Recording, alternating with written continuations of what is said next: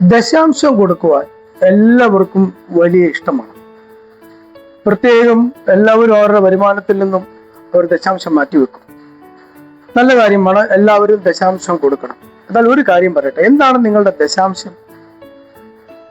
എങ്ങനെയാണ് നിങ്ങൾ ദശാംശം കൊടുക്കുന്നത്? 1000 രൂപ നിങ്ങൾക്ക് കിട്ടിയാൽ, നിങ്ങൾ അധ്വാനിച്ച് 1000 രൂപ നിങ്ങൾക്ക് കിട്ടിയാൽ 1000 രൂപയും ദൈവത്തിന് സമർപ്പിച്ചിട്ട് ദൈവം നിന്റെ കയ്യിൽ 900 രൂപ തരുന്നതാണ് ദശാംശം. ഒരു കാര്യം കൂടെ കൂട്ടത്തിൽ പറയാനുണ്ട്.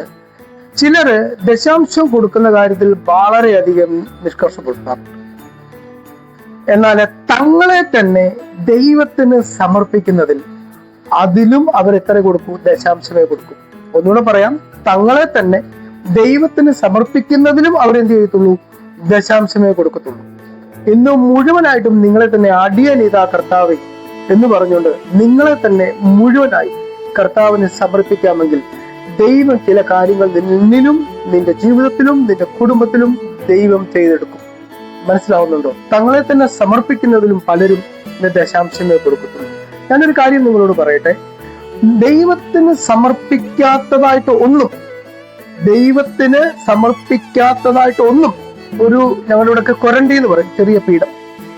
ദൈവത്തിന് സമർപ്പിക്കാത്തതായി ഒരു പീഠം പോലും നിന്റെ ഭവനത്തിൽ ഉണ്ടാവരുത്. നിന്റെ കുഞ്ഞുങ്ങളെ, നിന്റെ ഭർത്താവിനെ, നിന്റെ ഭാര്യയെ, നിന്റെ അമ്മയെ, അപ്പനെ എല്ലാം, നിന്റെ ജോലിയെ, വരുമാനത്തെ, നിന്റെ ശുശ്രൂഷയെ, അഭിഷേകത്തെ എല്ലാം ദൈവത്തിന് സമർപ്പിക്കണം. ദൈവത്തിന് സമർപ്പിക്കാത്തതായിട്ട് ഒന്നും നിന്റെ ഭവനത്തിലോ നിന്റെ വീട്ടിലോ നിന്നിലോ ഉണ്ടാകരുത്.